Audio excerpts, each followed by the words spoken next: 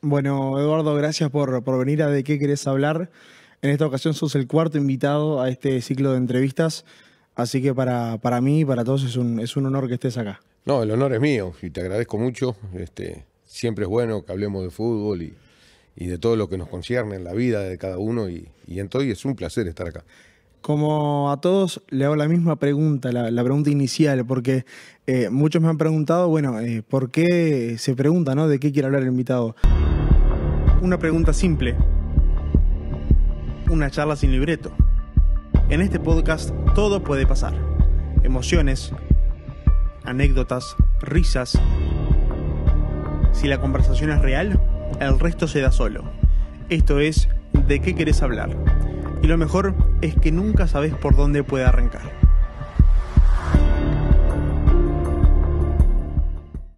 En las entrevistas, el entrevistador siempre hace preguntas y capaz que uno no sabe qué quiere hablar el otro. Claro. Entonces, No, yo pienso que hay momentos, ¿no? Yo pienso que el momento del fútbol uruguayo, yo pienso que es lo más importante. ajá, A nivel de juveniles, a nivel de campeonato uruguayo, a nivel de no perdamos jugadores en equipos de elite, porque en selección, en países o en equipos de elite, que eso es muy importante para el nivel de mundial, de los mundiales, ¿no? O sea, cuanto más jugadores tenés en elite, y en elite llamo a grandes equipos. claro. No jugar en Europa o estar en Europa. Sí, sí, sí. Que ojo, cualquiera le encantaría estar en Europa, pero lo que marca la diferencia y a nivel de respeto y a nivel de todo son los jugadores de elite en los equipos de elite. Después me preocupa mucho los juveniles, de campeones mundiales pasamos a no clasificar un mundial. Y hace varios años. Sí, y bueno, y entonces son cosas que te van llamando la atención. El campeonato uruguayo, que se sale casi campeón con 32 puntos. Sí. 30 puntos, pero los grandes perdieron, en la octava fecha llevaban perdidos 14, 15 puntos y el otro, no quiero equivocarme, 10 o 12, Sí, sí, sí. que era muchísimo, ¿no? Equipos de la B que por buena sorpresa, que subieron de la B, fueron protagonistas del campeonato uruguayo, como Juventud, como Plaza. Entonces, eso habla de lo bueno de que clasifiquen 8 a copas, pero también de lo malo que clasifiquen 8 a copas. Tiene sus pros y sus contras. Para mí lo bueno es lo económico, lo malo es que los equipos se conforman con estar entre los 8. Claro. Y yo pienso que es la mitad, son 16 equipos, la mitad se conforma con estar entre los 8. Una buena campaña es entrar entre los 8.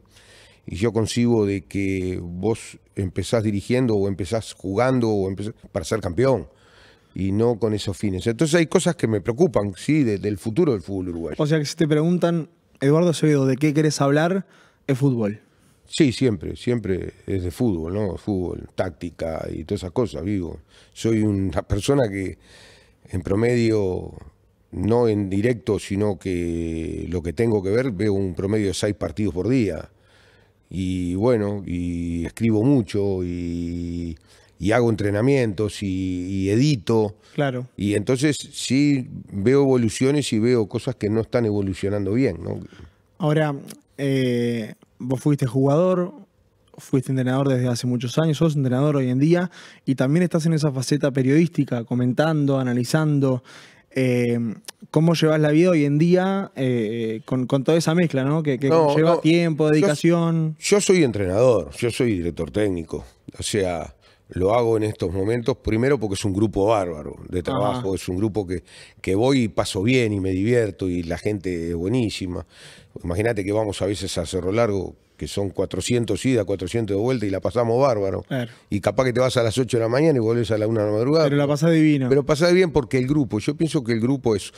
Yo no soy periodista, yo soy director técnico, quiero dirigir. Ajá. Tengo la desventaja de que no tengo un empresario que se encargue de mí. Que se encargue de tu carrera, de manejarla. Claro. Yo el 90%, el 95% de las cosas que he hecho en mi carrera han sido por mí. Ojalá tuviera uno, porque hoy contacto mata currículum. Sí. Y no tengo quien me defienda la oreja. Y he competido con muchos técnicos últimamente en el exterior y todas esas cosas que me han perjudicado, pero bueno, ojalá tuviera alguno, pero tampoco le debo nada a nadie. Ahora vamos a ir un poquito más a lo que mencionabas anteriormente, de esto de del fútbol uruguayo, de la ventaja y desventaja que vemos en el día a día, los que vemos el fútbol, que la vemos, esa ventaja y desventaja, pero recién dijiste algo muy importante y me quiero detener en eso. Contacto mata currículum. Sí. ¿Recordás alguna situación que te haya pasado eso? No, miles. ¿Alguna que se pueda saber? Miles, sé de México o en otros países, en Colombia, que he tenido chances, en Perú, de estar por ir a un equipo y que aparezca un empresario y ponga otro. Claro. Y diciendo, no, pero Acevedo, ¿quién es? Que al lado de este. No. O sea, que no tenés quien te defienda en la oreja. Y yo pienso que cada vez los dirigentes son más permeables a muchas cosas, ¿no? O sea, los dirigentes por sí solos, o sea, generalizo, pero no son todos iguales. Claro. Generalizo, pero el que no es así. Cada vez tienen menos convicciones de a quién nombran y por qué nombran y por qué esto y por lo otro. No lo digo solo en Uruguay, me pasa en general, en el fútbol en general. Fútbol. Hoy no tener un empresario es como que te faltaran las piernas. Claro, estar solo. Estás solo. Entonces, eso es complicadísimo. Y bueno, es lo que, ojo, no es por decisión, al revés. Me hubiese gustado tener un representante. ¿Pero has tenido la posibilidad, por ejemplo, de tener uno? No, personal no. A mí en la época de jugador me representó Paco Casal. Claro. Y después como técnico sí conozco a todos los empresarios, tengo cierta relación con ellos de saludo y de cómo estamos. Pero nunca vino uno y me dijo, Eduardo, me quiero encargar de vos. Y yo nunca entendí si yo tenía que irlo a buscar. Claro, eso te iba a preguntar, ¿nunca se te dio por ir a golpear la puerta y decir, No, nunca lo vi de esa manera yo. Ojo, ha habido empresarios que han estado en medio de cosas. Mira, Eduardo, hay un equipo tal lado que está interesado. Pero no es algo formal. No, no es el que él se encargue después. No. Es el nexo. Él te hace un nexo y tal, le agradeces, pero no es el que te hace el contrato ni el que te hace. Si le preguntan, dice un técnico uruguayo, mira, Eduardo Acevedo, habla con él, claro. Te llama y te dice, mirá que me llamaron de tal, le dije. ¿Para qué te llaman? Pero no representan a mí. Claro. A mí no me representan, o sea, ojalá me representara uno. Yo conozco varios técnicos actualmente que tienen representantes y los felicito y me parece muy bien. Y son los que se encargan de ellos en todos lados. Van acá, van allá, van al otro lado, van a aquel lado. Siempre tienen equipo. Como representante de jugador. Y hoy es más importante el representante que el jugador, que el técnico. Es mucho más importante el representante. Hoy soy un convencido de eso. Vos calculá que de Uruguay se van jugadores de 16, 17 años. Gracias al representante. Y es por el representante. Pero mirá que acá el fútbol le debe, pero muchísimo, muchísimo. Mirá que hace años que no lo veo, que no tengo relación, o sea, que tengo un cariño muy especial. Sí. Paco, el fútbol le debe mucho a Paco. Porque en la época nuestra se había ido Victorino al Cagliari después de hacer los goles en el Mundialito. Después se iban 2 o 3, no, 1 o 2. No mucho más. Los mercados eran porque había 2 empresarios acá en Uruguay, que eran Marco Lubeski, Correa, no me quiero olvidar de ninguno, de la época aquella, que te podían llevar a Chile, te podían llevar a Argentina. Había una relación bárbara con Vélez en ese momento, pero era eso. Lo que pasa que creo, a ver, yo claramente no era nacido, tengo 25 años, pero por lo que estudié, por lo que sé, en su momento los jugadores de elite estaban en Uruguay, se quedaron en Uruguay. Pero yo te cuento, yo debuto en primera con 18 años. Sí, 18 años casi había cumplido, o estaba por cumplir. 18 años. Y yo, Nacional era Vica, Victorino y Cascarilla Morales. Peñarol era Venancio, Moreno y Rubén Paz. Claro. Vos ibas a jugar. ¿Y era normal que capaz ganar una Libertadores? Eran jugadores de 26, 27 años, 25 años, 28 años, que eran consagrados y jugaban en Uruguay. O sea, era muy difícil irse. Entonces, el fútbol cambió en todo ese sentido. Para mejor, para los jugadores, para lo económico. Yo pienso que del año 91 en adelante hubo un cambio en el fútbol del mundo, cuando la televisión se mete de lleno, empezaron a cambiar las cifras. Yo cuando jugué en España éramos 2 extranjeros, no había... No había mucho más. No había de que los holandeses podían jugar como oriundos, ni ¿cómo se dice? De la comunitaria. Sí, la comunitaria, claro. Yo el pasaporte español recién lo pude conseguir hace 10 años, o sea, como técnico... Pero no me lo daban porque yo había jugado en la selección uruguaya y yo jugué como extranjero en España y éramos 2. Y entonces vos has cambiado mucho, y han crecido mucho los empresarios. Y yo pienso que Paco le abrió las puertas a mucha gente y y mostró al jugador uruguayo en el mundo. O sea, lo digo porque es la realidad. Es el cambio que hubo, es el cambio grande que hubo. Y bueno, y de ahí empezó todo esto de irse al exterior. Hoy hay jugadores que no conocen, que no juegan en primera, que la gente... Y no que se van derecho al exterior. Y se va derecho al exterior. Bentancur es un caso. Claro. Bentancur pasó de Colonia, de vivir de allá, se fue a Boca. A Boca. Y de Boca enseguida para el exterior. Entonces... Forlán acá en primera no debutó. No debutó, jugó después en Peñarol, pero no debutó. Pero no debutó, no podía debutar. Claro. Yo conozco jugadores que me dicen, Forlán era suplente mío en la sexta de Peñarol, en la séptima. Pero no llegó a debutar nunca. Entonces, vos ves cosas, yo qué sé, yo hice debutar jugadores con 15, 16 años y enseguida se fueron, ¿no? Boselli, Juan Manuel Boselli, Mateo Figoli en su época, se fue enseguida. Y bueno, pero esos son los empresarios. Ahora, el fútbol uruguayo, la ventaja que tiene es que cortás un árbol y nace un jugador de fútbol. Sí. Pero, muchas veces hablamos de los que le va bien, pero los que no les ha ido bien porque no han tenido su evolución, quizás sean la mayoría, y que son grandes jugadores. Y son muchos que no hablamos y que no vemos y que no trascienden. Y que se fueron con 16, 17 años. Sí, claro. Y vos después decís, ¿dónde está? Y capaz que ese muchacho hubiese hecho la evolución acá en Uruguay, hoy serían figuras. Capaz. Porque, mira, jugar en la primera división de Uruguay, tenés que ser buen jugador. Ya partí la base esa. Jugar en la primera división. Porque de 10 pibes, 9 quieren jugar al fútbol. Sí. Y vos vas a mí me tocó en Defensor, Nacional, o en Cerro mismo, cuando se llama aspirantes, van de 1.500, 2.000. Porque todos quieren jugar al fútbol y todos pasaron para el baile de fútbol. Vos llegás cerca de la cancha ese día porque tenés que entrenar en otra cancha o algo y decís, ¿qué dice? ¿Juega un clásico acá? ¿Qué pasa? Pero es así, la cantidad de familias, la casa. Entonces, jugar en primera división, sortear las divisiones inferiores, destacarse en divisiones inferiores, jugar en la selección juvenil, que es la selección juvenil es todo, hoy es todo, con decirte que desaparece la tercera, porque todos hablan de la tercera y la tercera no existe. Hay equipos que no tienen tercera ahora. Es el suplente de primera. Pero pasaba en Defensor cuando yo estaba. Muchos dicen, no, soy campeón de tercera. Campeón de tercera hoy no es nada, porque Defensor entrenaban 5 jugadores con la tercera, en tercera. Entonces el jueves o el viernes, los que iban a estar en el suplente en cuarta, o los que no iban a tener el primero, armaban un equipo para jugar el domingo. O sea, entonces, ¿por qué? Porque la sub-20, la sub-19 es antes de la tercera. Y ahí está el trampolín gigante de los jugadores, ¿no? Y me preocupa que no se ande mal o que se anduvo mal, porque es parte del futuro. Nosotros somos 3 millones. Yo lo decía en México este año, que tuve unas charlas y unas conferencias allá. A nosotros... que Forlán jugara en el Atlético Madrid, que Godín jugara en el Atlético Madrid, que Luis Suárez jugara en el Barcelona, que hoy Valverde en el Madrid, eso nos da prestigio. No quiero desmerecer, pero no nos da prestigio que juegues en el Como, en el Brescia, que juegues en eso no nos da el prestigio internacional. Yo fui jugador de La Coruña y pasaban los jugadores del Real Madrid. Yo era lustrabota en el aeropuerto. Sin desmerecer a lustrabota. Pero pasaba desapercibido. Pero es que es así.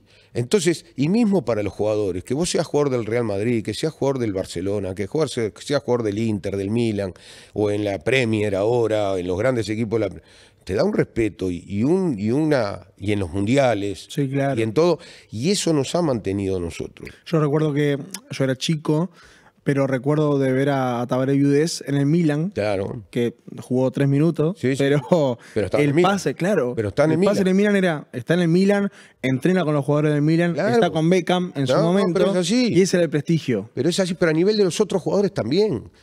Y todavía, si sos figura en esos equipos, más aún. Nosotros hoy no nos damos cuenta lo que significó Forlán o lo que significó Luis Suárez, ojalá que se den cuenta muchos, ¿no?, de la trayectoria mundial, porque es mundial el tema, y es el respeto de los jugadores. Yo creo que no nos damos cuenta, al menos esta generación, porque somos contemporáneos a ellos. Claro, y es que es así, es tremendo. Vos te das cuenta que Morena acá, por ejemplo, el goleador, Víctor Fernando, que tuve la suerte de jugar en la selección con él, y todo, hizo goles con roletes, y se fue recién, creo que a los 25 años. 26 se fue al exterior. Yo tenía 60 y creo que tengo 68 partidos selección nacional. mundial, campeón de América y todo. Y me fui a los 25 años para el exterior por primera vez. Entonces vos ves la evolución de las cosas. Ahora, ¿qué nos da el prestigio? Los jugadores en los equipos de élite. Más allá de que estés en Europa, porque en Europa después están los otros rangos, que son los más valiosos. Los jugadores en nivel. Ronald Araujo, por ejemplo, ¿entendés? Son respetos mundiales, pero en respeto a nivel de jugadores. Sí, respeto a nivel de técnicos, respeto a nivel... Y nosotros tenemos que mantener eso. Y tenemos que preparar bien. La selección juvenil es un mojón muy claro. Salimos campeones del mundo y al siguiente ya no clasificamos. No clasificamos. Claro. Entonces, vos decís, ¿qué está pasando? Es de pensar. ¿Qué está pasando? Y bueno, es ahí. Y el apresuramiento de vender de los equipos, de promover jugadores que no están preparados o lo que están, y vos vas quemando jugadores. Tenés que tener mucho cuidado. Nosotros en Defensor, la última vez, se nos fueron 14 jugadores. Y es una barbaridad. Claro, y se nos fueron 14 jugadores, pero yo feliz porque cada uno de ellos... Claro, porque se van, progresan. Progresan y todo, pero se van. Ahora, ¿qué ve el jugador, el pibe uruguayo, el niño uruguayo? Y no ve los jugadores elite. No los ve. Los ve por televisión. O sea, los ve como cosas irreales. Porque cuando ves por televisión parece que fueran cosas irreales. Sí, jugadores de play. Claro, parece así. Entonces, te duele. Yo tuve la suerte de... Yo fui la generación bisagra de lo de antes y lo de ahora. Tuve la gran fortuna de vivir en los vestuarios de antes. Tuve la fortuna de vivir en los vestuarios de ahora. Conocer, ayornarte con los jugadores jóvenes, con todo lo que sienten. Y hay unas diferencias brutales, ¿no? ¿Por ejemplo? Y por ejemplo el sentir del fútbol. Vos tenías sueños antes que era, bueno, quiero jugar en un cuadro grande, quiero jugar en la selección, después irme al exterior. No, primero hoy es irme al exterior, y está bien también. Me costó mucho entender, yo creo en las propiedades transitivas. Si yo la rompo acá, y si yo la rompo acá, y si yo voy a la selección por propiedad transitiva, me va a salir el pase. La puedo romper, claro. Hoy en día es al revés. Me voy o voy a hacer dinero. Sí. Y hoy es, primero hago el dinero y después me fijo en eso, ¿no? Entonces... ¿No quemas una etapa ahí? Sí, totalmente. Totalmente. Y te faltan etapas. Claro. Y te faltan etapas.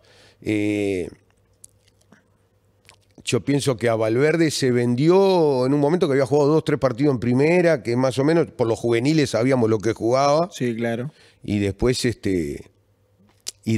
hizo un proceso en el Madrid. No fue de figura al Madrid. No, fue al Castilla. Fue a La Coruña, claro. Fue a La Coruña, jugó pero estado en La Coruña, jugó en el Castilla. Claro. Entonces se hizo ahí, pero porque es una escuela de fútbol el Madrid que tuvo la suerte que es diferente a la... Lo mismo pasó con Ronald cuando se fue de Boston River. Claro, totalmente. Entonces, vos ves, nosotros tenemos que cuidar mucho eso. Mucho los jugadores que vos ves que tienen una proyección tremenda. Me llama mucho la atención que un jugador como Villalba con 23, casi 24 años... No, y que no haya, o que no se habla, o sea, uno lo sabe porque es del fútbol. Claro. Yo sé quién era Villalba, pero porque soy del fútbol. Pero vos le decías a la gente y la gente te piensa que Villalba tiene 18 años. Te dicen, pibe, mirá el pibe este que tenemos. Que no, sí, pero... No, tiene 23, y si no lo vendes este año, vale menos. Y encima ahora lo renovaron hasta 2028. Claro, pero eso en la renovación es para asegurarse de que... Sí, claro, pero sabes que al año capaz que alguna oferta puede caer. Pero va a ser un negocio, tiene que hacerlo porque está en la edad de irse ahora. Vos te das cuenta que cumple 24, creo. A eso iba, y hablando de Nacional, ya anunciaron que Jeremías Recobás, la intención es venderlo en el próximo mercado de pases. Sí, y es lo que lo pudo ver la gente. Pero... Yo en el caso de Jeremías, que ya tiene un año jugando en primera, que ha pasado las buenas, las malas, las medianas. El caso de Villalba, que ojalá esté un año más acá o 6 meses. Por la edad ojalá se vaya antes, pero por él. Pero el vivir el campeonato uruguayo, el sentirse jugador en los vestuarios del campeonato uruguayo, es una enseñanza brutal. Que hay jugadores que no la tuvieron. ¿Qué te deja como enseñanza, como jugador, el estar en esos vestuarios, en jugar una liga uruguaya que tiene sus carencias, pero que te puede potenciar como lo ha hecho en un millón de ejemplos de jugadores? Vos acá, todo jugador de fútbol depende de sus compañeros. Todo jugador de fútbol, por más fenómeno que seas, vos dependés de los jugadores. Y dependés de los técnicos que te tocaron y que tuvieron.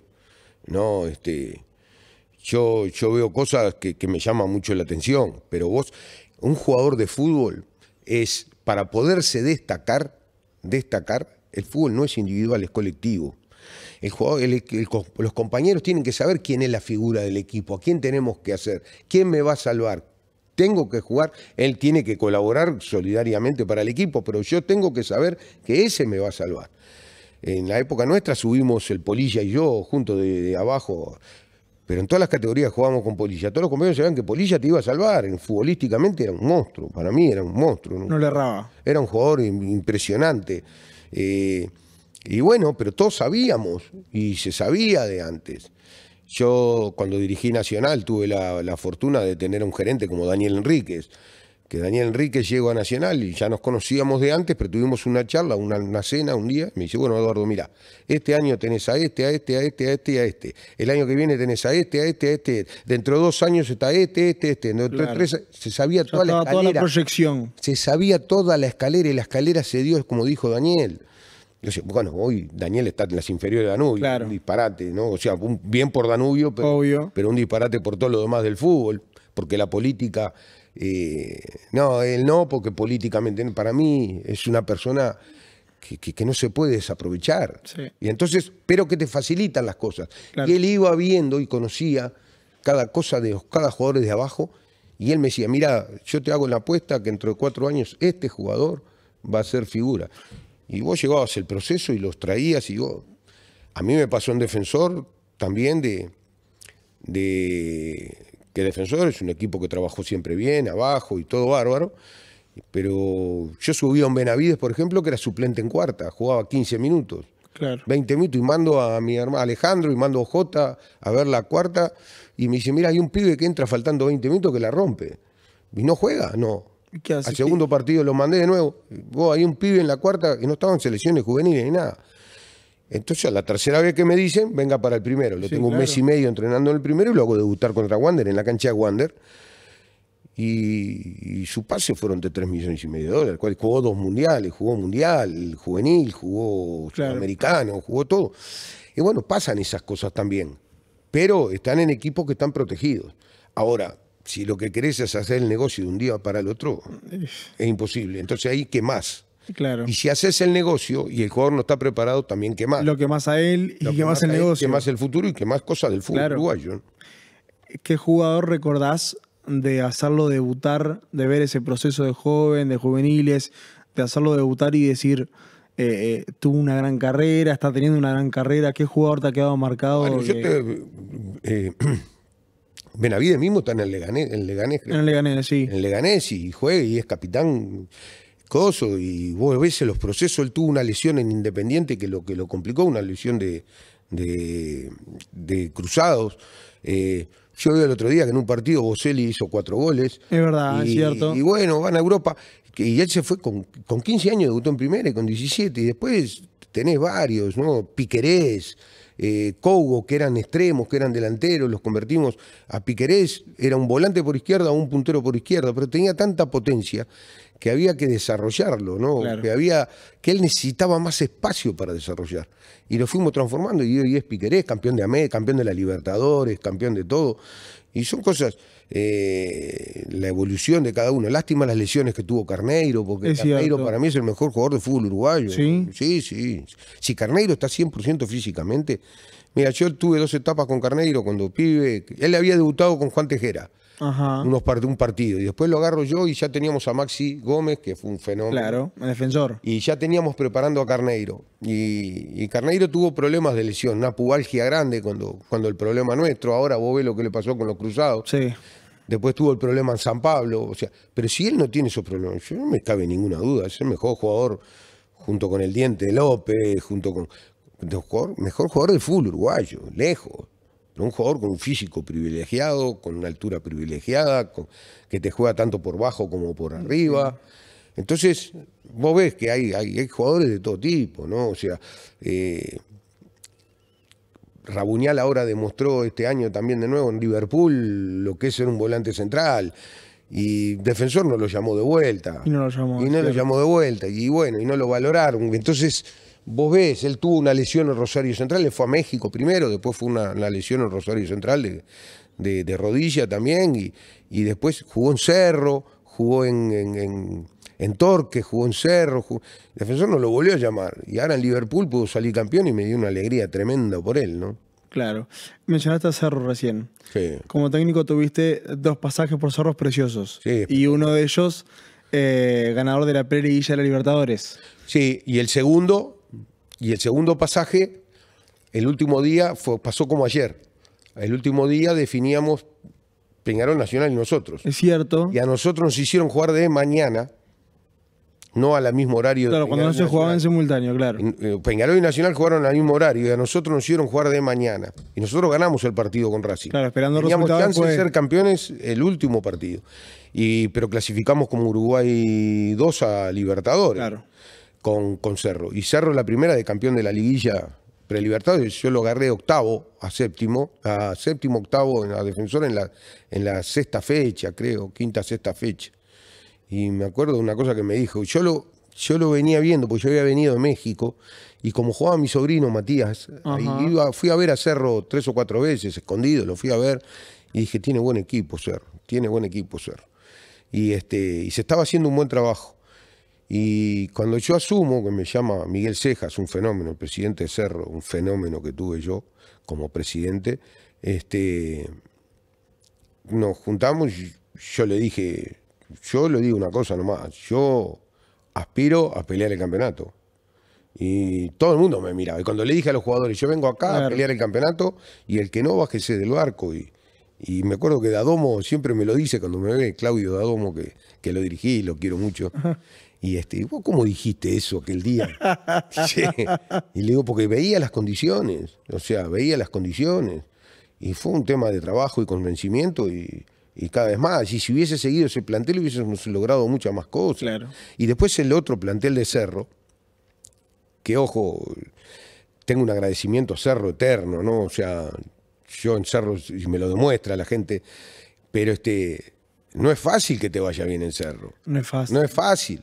Porque lamentablemente no es un equipo que estamos acostumbrados a ver arriba. ¿Sabes lo que pasa? Cerro no tiene un problema de gente, no tiene un problema de... Cerro tiene siempre un problema económico. Y el problema económico es muy fuerte. Bueno, es por el que se espera para ver si se juega el campeonato en fecha. Claro, y bueno, pero es así, es un problema económico. Mira, en las grandes campañas de Cerro que hicimos, yo vi estadios llenos. Yo me acuerdo de un partido Cerro-Danubio, que la cancha Danubio es donde más le complica al hincha de Cerro porque tienen que tomar 2 ómnibus para ir a Danubio. Sí, claro. Y no quieren ir o sea, les cuesta ir a esa cancha de lo económico que vienen hasta pedir en la semana.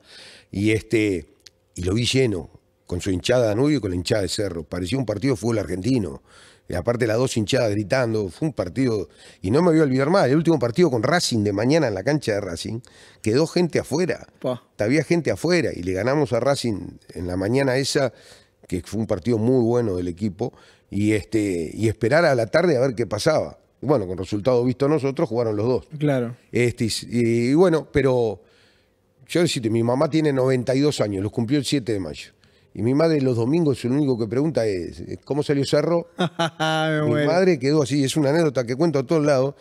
Y mi madre tiene Facebook, una cosa vieja, ¿no? Pero lo tiene Facebook. Y está y se metió en su momento. En el grupo de Facebook de Cerro. Me muero. Y no sé qué, 92 años tiene. Pero mi madre pregunta, ¿cómo salió Cerro? Esa es parte de lo que te digo. Mira. Ahora, entiendo que para volver a Cerro y todas esas cosas, yo lo que puedo exigir ahora es, yo como le digo, yo no estoy reacio a dirigir en Uruguay, al revés. Lo único que quiero es un equipo con infraestructura. Yo lo que quiero es dirigir con infraestructura y con bases sólidas directrices, o sea... Claro. Que sea sólido en ese sentido. Yo no le voy a pedir a Cerro lo que le puedo pedir a otros equipos. Claro. Ni nada, pues sí, eso es una cosa de ubicación más que nada. Pero sí a los demás, a todos los equipos que, por ejemplo, estuve a punto de ir a uno o a otro. Y yo lo que pido cuando voy es infraestructura. ¿Qué lugar? Tener lugar para entrenar, que no tenga complicaciones. Es lo básico en realidad. Tener lugares para entrenar, que no tenga que salir a buscar una cancha, que tenga que salir, que no pueda usar el estadio porque llovió, que no pueda tener un gimnasio. Esas son las cosas que pido yo. Eso es lo único. Yo sé lo que se gana en Uruguay, sé lo que... Pero bueno... Lo que se puede tener. Pero es así. Hay muchos empresarios. Hay muchos empresarios. Bueno, hablando de empresarios, hace unas pocas horas, creo que en la mañana de hoy, estos iban a salir semanas después, pero Kiko Olivera no está más con el Chino La Salvia y también se generó todo un revuelo. Y ahí creo que volvemos a ver la importancia del empresario hoy en día. No, el empresario hoy, muchachos, es más importante. El empresario hoy es más importante hasta que todo. Más te digo, y esto lo llevo y lo generalizo un poquito más. Es importantísimo, creo yo, para lo que está la transición que está teniendo el fútbol uruguayo hoy en día, la llegada del ASAD a los equipos uruguayos. Sí, yo la viví en Chile, dirigiendo en Chile hace 3 años, 4 años. Sí. Chile, el 99% son SAD. ¿Sí? Sí, el último equipo, yo dirigí la Universidad de Concepción. Sí. En el campeonato era el único equipo que no era SAD. Y había otro más, creo, pero era el único equipo que no era SAD, era de la universidad. La Universidad Católica Sí, no es de la Católica. No. El Colo-Colo ya no es Colo-Colo, es blanco y negro, Sociedad Anónima. Claro. Universidad de Chile lo mismo y todo. Lo que te garantizan la SAD, que es bueno, muy bueno para el profesional, son las garantías de infraestructura, del sueldo en tiempo, claro, de todas esas cosas. Pierde mucha esencia. Se pierde mucha esencia. Se podés convertir en equipos fríos, pero es la evolución y hay que aceptarla y hay que ser bienvenida y la gente tiene que entender. Porque el fútbol en Sudamérica, bueno, en Uruguay la sponsorización a los equipos es muy baja. Yo siempre digo, la camiseta en Uruguay vale $20.000 el año, $15.000, la más importante. Sí, el sponsor principal. Esa misma publicidad en México vale $1 millón.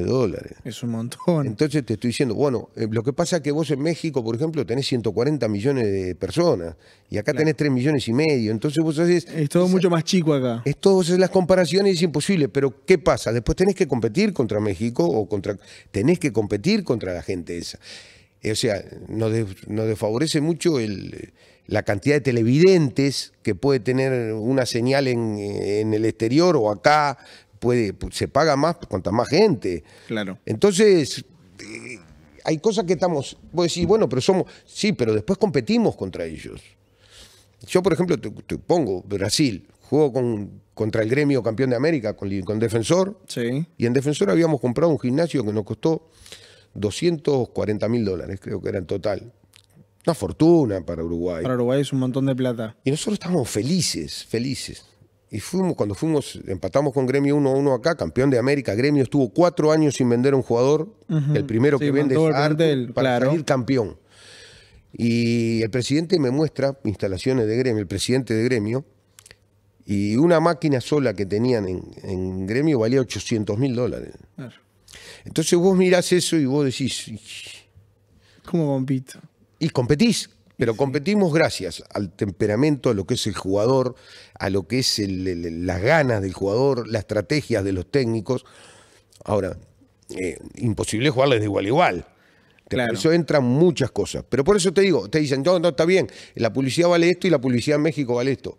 Pero vos después tenés que competir contra México. Y cada equipo en México recibe de televisión, de sponsorización, de esto, de lo otro, dineral.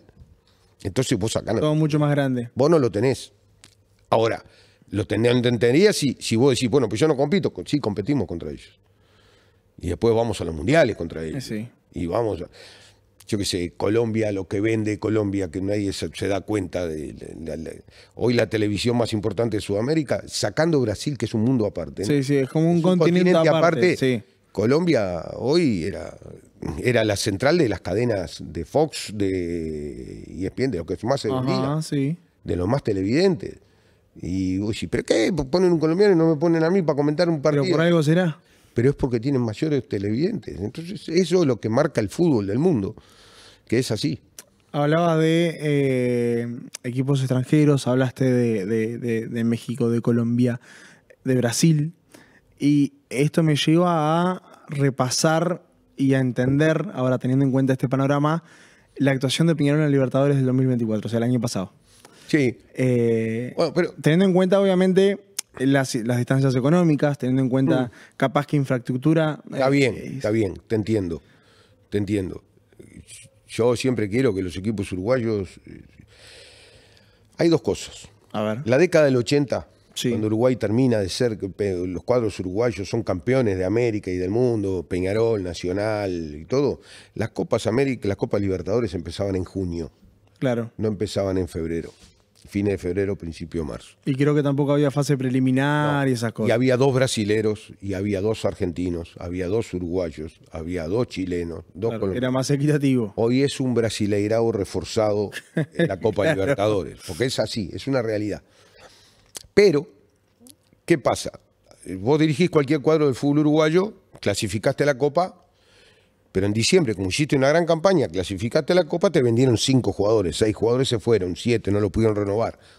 Y en los clubes grandes hasta este año creo que se fueron 10 claro. en equipos.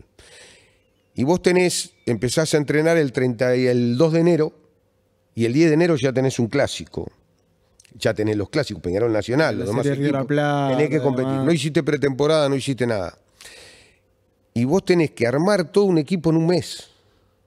Y yo recién te dije al pasar que Gremio estuvo 4 años sin vender un jugador para salir campeón de la Copa Libertadores. Que vendió a Arthur el primero que vende en 40 millones de euros al Barcelona. Claro. Y vos salís a competir así, cuando no estás en andamiaje todavía.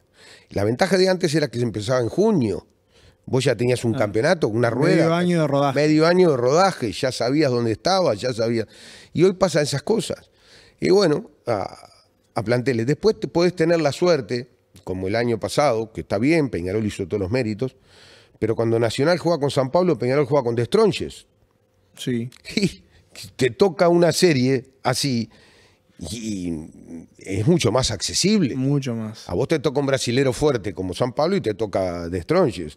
Yo qué sé, en este año pasa lo mismo. Te toca San Antonio Bulo Bulo y te toca Atlético Medellín. Claro. Entonces, esas cosas también yo las veo. Está bien para el hincha y todo, pero los que analizamos el fútbol, los que vemos el fútbol es qué posibilidades que tenés de llegar a esto o de llegar a aquello, ¿no? O sea, ¿cómo podés?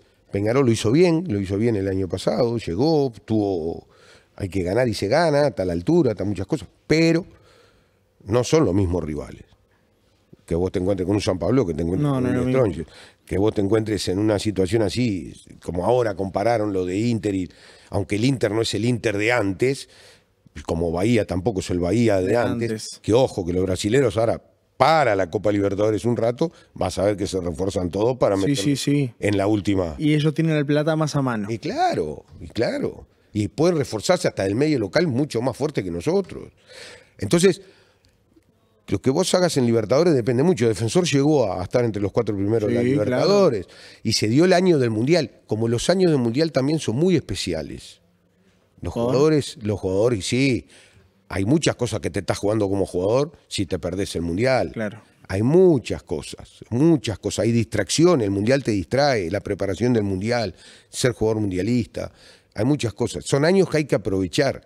Y esto si te tocan fases, jugás contra un Destronches o jugás contra un...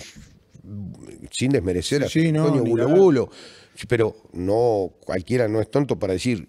Si yo juego contra San Pablo o juego contra... Va a estar más complicado contra Bulo Bulo, por ejemplo. Pero claro, tenés muchas más desventajas, ¿no? De diferencias de presupuesto. Aunque los bolivianos tienen mejor presupuesto que los uruguayos. ¿Sí? Sí, en los equipos sí. Los equipos hasta pagan más que en Uruguay. No estoy hablando de justo Peñarol y Nacional. Sí, generalizando. Si vos haces una generalidad, pagan más en esos lugares que en Uruguay. Sentís que, y obviamente, yendo a lo general, no vamos a entrar en detalle porque no nos daría tiempo y sería un montón, pero ¿sentís que el fútbol uruguayo, la calidad del fútbol uruguayo... no, la liga no es buena. A eso iba a ir. ¿Y cómo la podemos mejorar, por ejemplo? Y hay que mejorarla. Ojalá, te diría la más fácil, mantener los jugadores más tiempo. Esa sería la más fácil. O con más plata. O sea, yo pienso que esto que pasa de los 8 para la Copa nos ha hecho bajar la mira. Porque la mira de cualquier equipo tiene que ser campeón. Claro. O sea, dentro de las necesidades, sí, pero existen las estrategias. No extraña que pero octavo no es un buen campeonato. A eso iba a ir. O sea, no extraña que un cuadro de mitad de tabla para abajo tenga como objetivo quedar octavo para clasificar a Copa. Por eso te digo, entonces se perjudica el campeonato. Claro. Es por un lado es buenísimo porque agarran un dinero que sí, obvio. imposible. Pero deportivamente no. Y hasta los técnicos perjudica. A veces clasificaste a la Libertadores o clasificaste a la Sudamericana y después te va mal en la Sudamericana con un cuadro chico y te echan. Sí. Ojo, que también está eso. Sí. Y te echan con distintas cosas. Bueno, pero eso a nosotros nos hizo mal, me parece, para lo que es el nivel del campeonato uruguayo. El año pasado pelearon el campeonato Nacional y Peñarol. Sí. Y el tercero terminó 35 puntos en la general del segundo. Este año Nacional y Peñarol en la octava fecha perdieron 14, 16 o 12 puntos. No me acuerdo bien. Por ahí. Era un disparate. No, y demoraron en responder. Pero por eso, y muchísimo. ¿Vos te das cuenta que los últimos 5 partidos cambiaron? Sí. Entonces, vos decís, ¿está bien el campeonato uruguayo? No, no está bien el campeonato uruguayo. No está bien el campeonato uruguayo. ¿Es normal que 2 equipos que suban de la B peleen o hasta las últimas fechas el campeonato? Y no. No es normal, pero bienvenido sea. Obvio. Eso es a favor. Está buenísimo que pase. Eso es a favor. Ahora, hay cosas del campeonato uruguayo que a mí yo analizo todos los partidos que puedo, que me lleva ESPN a cosas y yo veo que los partidos contra los grandes no son como eran antes de vida o muerte. De vida o muerte. Yo, en la época jugador, en la época de técnico de ahora, en la época que soy técnico, yo iba a jugar contra el grande o contra Peñarol y Nacional o contra Nacional y Peñarol así, y a los jugadores era la vida. Y vos ves que quieren mostrar sus cosas. Hay equipos que le juegan de igual a igual cuando no tienen las armas para jugarle de igual a igual. Hay equipos que, yo qué sé, a mí el que más me gustó de los que jugó contra Peñarol, contra Nacional este año fue Plaza Colonia. Sí. Le hizo un partido táctico muy bueno. Supo estar arriba en esta apertura, por ejemplo. Lo hizo un partido táctico muy bueno. Después vi partidos perdidos por equipos chicos, como, bueno, perdimos contra el grande, no. De pelotas que se pierden en salida inútilmente y gol del rival. Y claro. Esas cosas sí me llaman, y me llaman la atención muchísimo en Uruguay. No me gusta que clasifiquen 8 al Libertadores, pero no me gusta que clasifiquen 8 al Libertadores. A las Copas internacionales. A las Copas, claro. No quiero cerrar esta entrevista ni nada sin pasar también por tu etapa como jugador. Porque tuviste la suerte también y ya voy derecho al final de esa etapa como jugador, de terminar en Sudamérica y al siguiente año agarrar el técnico en Sudamérica. Algo similar a lo que hizo Gallardo, por ejemplo, con Nacional. Para poner un ejemplo dentro de todo reciente. ¿Cómo viste esa etapa como jugador en esos vestuarios de antes, como vos decías también hace un rato? Era maravilloso, era maravilloso. Yo lo que aprendí en los vestuarios, yo tuve la fortuna de tener a un profesor, José Ricardo León, que fue un mojón dentro del fútbol uruguayo, un tipo que trabajaba día a día distintas cosas de las líneas y todo. Hoy han evolucionado muchas cosas, pero una base del querer la táctica y la estrategia y las cosas como tenía el profe León y lo que te transmitía como persona y como profesional.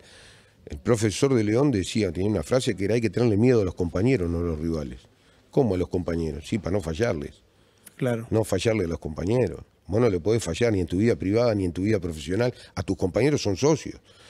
Ellos, los hijos de ellos, le decía el profe, los hijos de ellos van a estar mejor si vos jugás bien, si vos te cuidás, si vos sos un profesional, si vos trabajás. O sea, hay muchas cosas que nos enseñaron. A mí el fútbol que yo viví no lo cambio por nada, del vestuario. Nosotros íbamos a un almacén a una cuadra del Francini, una calle cortada ahí, que el almacenero se quedó como amigo para toda la vida, de mis comidas, va y todo. Y nos poníamos unos cajones afuera y yo era un pibito y escuchaba a Grafini, a Salomón, a Jauregui hablar. Y yo me quedaba 3 horas, nos quedábamos sentados en cajones hablando y comiendo unos refuerzos, leche y hablando del fútbol y del equipo y de cosas. Y bueno, hoy termina la práctica y estás con el celular, y estás con esto y estás con lo otro. Es más demandante el celular que otra cosa. Entonces ha cambiado. Ahora tenés que buscarle las mejoras también, ¿no?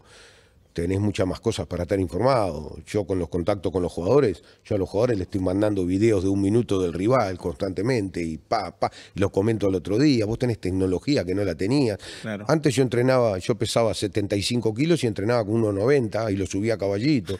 Hoy son cosas imposibles de hacer. Claro. Antes no te dejaban tomar agua en los entrenamientos, hoy te tiran las bolsas, ¿no? Claro.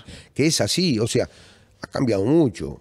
Yo creo que físicamente yo siempre fui quizás superdotado en eso, ¿no? De ser un tipo muy rápido, pues tenía mucho salto, mucho cabezazo y nunca me lesioné. Pero yo creo que si hubiese trabajado hoy físicamente como se trabaja hoy, yo hubiese rendido 10 veces más. ¿Sí? Sí, porque hoy es específico. Sí, claro. Hoy es más de lo focalizado. Jugador a lo colectivo, no de lo colectivo al jugador. Claro. Hoy lo físico es del jugador a lo colectivo. Y antes era de lo colectivo al jugador. Entonces vos trabajabas en distintos niveles. Yo me conocí el cuerpo a los 23 años, 24 años. Por ejemplo, yo podía hacer fondo en la pretemporada. Después en el año no me hicieras hacer fondo, 5, 6, 10 kilómetros los lunes o los martes. Claro. A mí yo hacía 10 kilómetros los lunes o martes y estaba miércoles, jueves, viernes, lento de reflejo. Sí, claro. Entonces a los 23, 24 años empecé a plantearle a los preparadores físicos que yo prefería hacer 100 pasadas de 100 metros. Pero no fondo. No fondo.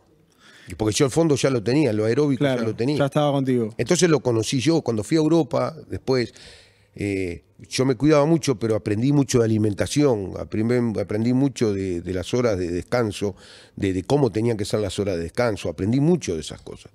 Y bueno, y siempre fui atento a todos esos detalles. Después fui a la parte, cuando jugué en México fue brillante también, pero también de otra cosa, de la parte tecnológica, cuando jugué en Japón, vos veías ya los cambios que había. Lo que se venía. De lo que se venía lo veías ahí. Y bueno, y vos te asombrabas y siempre ¿Te acordás de ver algo que te haya volado la cabeza en Japón? El primer celular que vi en mi vida. El tipo se apareció en la práctica, sacó un bolsito y empezó a hablar caminando por la cancha y nosotros lo... ¿Qué tiene en la oreja? Y este loco.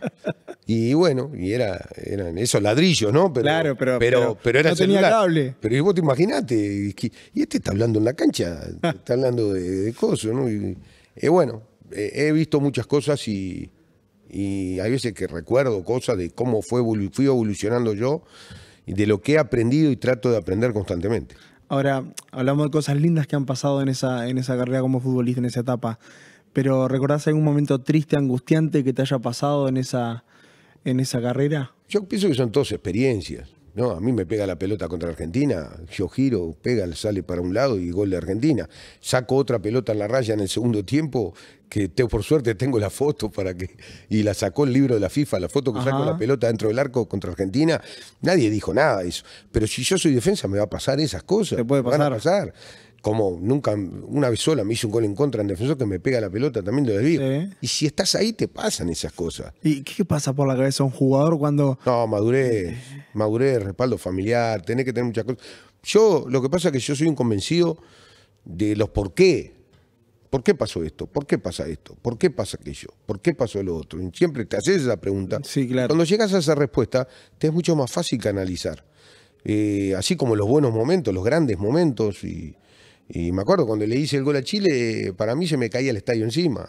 Y vos decías, ¿pero por qué pasó esto? No, porque hice esto y esto. Claro. Le busco la parte... Yo la presión nosotros vivimos bajo presión. Yo la canalizo por el trabajo. Yo la presión sí, sé que está y todo. Pero yo la canalizo por el trabajo. Si vos, qué partido... Uno ve a veces, ¿no? Qué partido crucial, ¿eh? Pero si vos sabés lo que trabajaste en la semana y los jugadores, como técnico, como jugador... Hay una final, me acuerdo que Damiani, el presidente Peñarol, en la final de América, en Bahía, yo salgo en la tarde, yo no dormía siesta. Yo me tiraba a ver tele o algo. Relajaba, pero no dormía. Pero no dormía. Entonces bajé a tomar un té. Yo no tomaba café. Nunca tomé café. Tomé un té para hacer algo. Para hacer algo, para matar tiempo. Damiani en la tarde de la final y me dice, ¿qué hace usted acá? Yo estoy tomando un té de contador. Claro. Y me dice, no, usted está nervioso, por eso no está... Yo nervioso le digo, no, yo sé lo que voy a hacer hoy de noche. Y dice, a ver, dígame. Y a mí me podrán pasar, pero me voy a parar 20 veces. Sí. Les voy a arrancar las muelas. El problema lo tiene Lenzo, que tiene que ser 2 caños, tirar 2, 3 paredes. Y me mira y se ríe y dice, le hago una apuesta que usted está nervioso. Y vos, ¿qué apostamos? Y él me apuesta y me dice, apostamos una botella de monje que se usaba en aquel momento. Yo nunca tomé alcohol. Le digo, está bien, le apuesto una botella de monje, va a ver. Terminó el partido y me apareció con la botella de monje en el comedor. Y claro, porque yo lo canalizaba por ese lado. Claro. Le digo, no, yo sé lo que tengo que hacer. Yo sé lo que tengo que trabajar. Y hay cosas que se dan y hay cosas que no se dan, y reconocer errores. Pero reconocer errores internamente, no públicamente. A mí me trataron de soberbio muchas veces porque yo decía que yo no tenía autocrítica con mi jugador. Yo la autocrítica son... Claro, a mí me enseñaron, vos claro. A tus hijos lo vas a rezongar en tu casa. No públicamente. No públicamente. Entonces el periodista, que lo entiendo también, claro, quiere que le cuentes los detalles de lo que pasa en las prácticas. Y a veces no hace falta. No, y yo no voy a decir que mi jugador es un desastre. Claro. Yo le voy a tratar de justificar públicamente. Después, en el mano a mano con el jugador, será otra cosa. Tendremos nuestras conversaciones. Claro. Pero bueno, y fui criado así, y futbolísticamente fui criado así, y por eso me basé en eso. Me acabas de llevar a la pregunta que iba a hacer, que creo que es una pregunta que si uno tiene un técnico enfrente siempre le va a preguntar, y seguramente te lo han preguntado, pero ¿cómo es Eduardo Acevedo como técnico? Yo soy muy exigente. Sé lo que es ser jugador de fútbol, no me olvido, estoy del otro lado del mostrador, pero sé lo que es el jugador. Pero para mí una premisa fundamental con los jugadores, no mentirles nunca, no afilarlos inútilmente, no mentir. El jugador es el primero que se da cuenta de todo, te está tirando la cuerda constantemente y el jugador va a creer. Yo tengo una tranquilidad absoluta de que yo te puedo decir, agarrá a cualquier jugador que yo dirigí, haya sido titular suplente conmigo, preguntale quién es Eduardo Acevedo. Esa es la tranquilidad que a mí me da. Y como técnico sí me doy cuenta de que si tengo un clase A tiene que volar conmigo. Si yo tuviera un clase A y no vuela, me sentiría el peor técnico del mundo. He dirigido clase A y por suerte volaron. O sea, yo soy trabajador, yo soy de la semana. He tenido grandes problemas con la prensa, pero no me gusta que entre. Yo soy del equipo titular y empiezo a trabajar el lunes. No de esconder y de todo. Poder tener una duda, pero yo he tenido problemas con la prensa por ese tipo. O sea, hasta se me subieron a árboles para filmar entrenamientos. ¿Ah, sí? Sí, en el exterior y acá también. Con Nacional, un día me inventé la Católica, me fui a la cancha de la Católica, escondido, canté otro horario de la prensa. Y cuando la prensa se enteró de la tarde y se apareció, estaban colgados los árboles y ya no pudieron ver nada. Y bueno, pero es así, porque te dicen, no, pero mira que en el fútbol uruguayo todo se sabe. Todo se conoce, todos esos jugadores se conocen, está bien. Yo te digo toda la semana, vas a jugar contra el Loco Abreu. Sí. Y yo toda la semana me imagino el juego por los costados. Sí, claro, me van a haces la cabeza. Bordar, yo tengo que estar anticipando. Y faltando 5 minutos en el vestuario me dice, mira que juega el Pato Aguilera, no juega el Loco Abreu. Lo matás. Cambió todo. Claro. Y son dos jugadores que vos conocés y está todo conocido. Sí, y bueno, esas son las diferencias y las cosas que tiene el fútbol. Yo soy muy exigente y el jugador no le puede fallar al grupo. El jugador no le puede fallar al grupo. No digo en lo futbolístico, un error futbolístico lo puede tener cualquiera. Y soy un técnico que habla con el jugador de lo táctico, de lo que quiero y lo trabajo. Y prefiero 1000 preguntas a una duda. Si un jugador me dice a mí que sí, que entendió, y después me doy cuenta en el desarrollo que no entendió, conmigo murió. O sea, a mí hacerme 1000 preguntas. Prefiero 1000 preguntas antes que una duda. Pero estoy arriba y protejo mucho al que no juega. Eduardo, te quiero agradecer por esta entrevista. La verdad, fenomenal. Yo me acuerdo que, y esta la cuento rápido ya para ir cerrando, la primera vez que le hice una nota fue a vos en tu casa. Ah, mira. Había que hacer una nota a alguien y no sé por qué, pero te hablé y me acuerdo que me recibiste en tu casa. Así que por eso te agradezco, porque fue hace 10 años. Encantado. Y hoy en día estamos con este ciclo de entrevistas y demás, así que nada, te deseo los éxitos del mundo, un halago que sea el cuarto invitado, un placer. Y bueno, te quiero ver bien arriba. Vamos arriba, gracias. Gracias.